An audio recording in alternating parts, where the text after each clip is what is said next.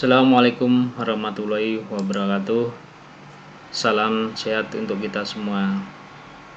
Berjumpa kembali dengan Bapak Heru Kusmanto dalam pelajaran TK kelas 8. SMP Negeri 11 Kota Madiun menumbuhkan karakter kuat, mengukir generasi hebat. Sukses. Yes, yes, yes, yes. Kali ini kita akan membahas tentang bagaimana cara membuat dokumen pengolah angka dengan variasi teks dan rumus sederhana. Kemarin kita sudah membahas tentang bagaimana cara menggunakan aplikasi pengolah angka yang kita kenal dengan Microsoft Excel. Lanjut. Standar kompetensi adalah menggunakan perangkat lunak pengolah angka untuk menghasilkan informasi. Kompetensi dasarnya adalah membuat dokumen pengolah angka dengan variasi teks dan angka dengan menggunakan sebuah rumus. Indikator mendemonstrasikan pembuatan lembar baru, melakukan langkah dasar mengoperasikan, menjelaskan formula dan fungsinya, memasukkan data ke dalam sebuah sel. Sel yang terdiri dari sebuah row atau dikatakan sebagai baris adalah menunjukkan lokasi baris yang terdiri dari 1.048.576 baris. Sedangkan kolom adalah penunjuk sebuah kolom yang terdiri dari sebuah huruf A sampai dengan XFD. Sel adalah perpotongan antara baris dan kolom, sedangkan ring adalah gabungan dari beberapa sel. Sel pointer adalah penunjuk sel yang aktif. Jenis data yang dimasukkan ke dalam sebuah lembar kerja bisa berupa teks, nilai, tanggal, maupun jam. Nilai bisa berupa angka ataupun rumus, diawali dengan karakter 0, 1, sampai dengan 9, atau dengan simbol penjumlahan, plus, negatif, sama dengan ampersand, ataupun pagar. Contohnya adalah dengan menuliskan angka 745.000. Kemudian koma sama dengan, setiap rumus diawali sebuah sama dengan. Teks adalah data yang diawali dengan karakter, huruf, atau lambang-lambang yang tidak tercantum di atas. Contohnya adalah kita menuliskan sebuah kota nama Bandung. Rumus penjumlahan dengan menggunakan tanda plus atau menggunakan sebuah rumus sum dalam kurung rentang ring. Catatannya adalah bahwa bukan setiap pengetikan angka akan otomatis tersimpan rapat kanan, sedangkan teks akan otomatis tersimpan rapat kiri.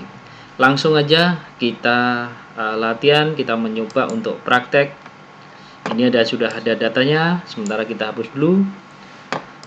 Yang pertama adalah tadi disebutkan adalah sebuah kolom yang terdiri dari huruf abjad A ya sampai dengan XFD.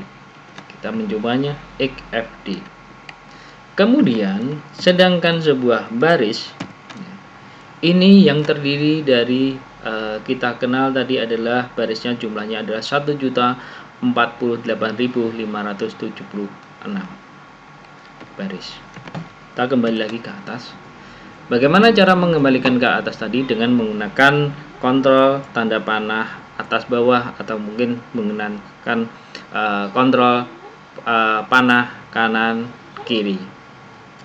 Kemudian kita tadi mengenal namanya sebuah sel. Sel adalah sebuah menunjukkan pointer yang aktif. Contohnya adalah di sini B3. Kita klik D6. Nah, kemudian kita kenal namanya ring. Ya. Ring adalah kita blok, coba kita kuning, kemudian B3 sampai dengan namanya adalah E7. Ini dinamakan sebuah ring. Nah, kita kembalikan lagi. Kemudian berikutnya adalah kita mencoba untuk mengisi sebuah data. Kita ketik nomor. Ya. Kemudian nilai 1, misalkan nilai 2, kemudian total. Oke. Kemudian ini kita mencoba pindahkan, kita drag, dan ada nama, nomor 1, angka 2. Kemudian ini kita formatnya sama seperti yang pernah kita bahas dulu di Microsoft Word ya, pengolah kata, kita tandanya center, angka juga demikian, kita berikan tanda center. Ini formatnya. Kemudian kita ingin membuat sebuah angka yang mungkin sampai 100 misalkan. Kita tidak perlu mengetik 3, 4, 5 dan seterusnya. Cukup dengan angka 1, 2 ini kita tarik ke bawah. Ini bisa sudah membuat sebuah angka otomatis. Kita hapus, kita akan membuat datanya 4 saja. Oke. Nama. Misalkan kita ketik nama Heru. Misalkan. Kemudian Sabto. Kemudian Misto. Kemudian kita ketik Heri. Kemudian dengan nilai misalkan adalah 90 misalkan. Kemudian Sabto misalkan 100 misalkan. Kemudian 80 misalkan 80. Kemudian kita bisa nilai yang kedua 100. Misalkan nilainya semuanya 100, kita blok aja sih. 100. Sekarang adalah kita sudah punya sebuah data, pengen menjumlahkan sebuah nilainya. Bagaimana caranya? Caranya adalah dengan menekan sama dengan, kemudian kurung buka, sama dengan, kita klik pada C5, kemudian di plus, kemudian tanda diklik lagi di selnya nilai kedua, kemudian kita enter. Kalau sudah, kita tarik ke bawah. Cara yang kedua dengan menggunakan rumus sum, kurung buka, kemudian klik pada nilai 1, kita tarik drag, kemudian kita kurung tutup, enter. Oke, kemudian juga sama, kita drag lagi ke bawah. Udah, hasilnya sama. Inilah kita sudah mempunyai sebuah data nilai siswa. Itulah yang mungkin bisa kita berikan.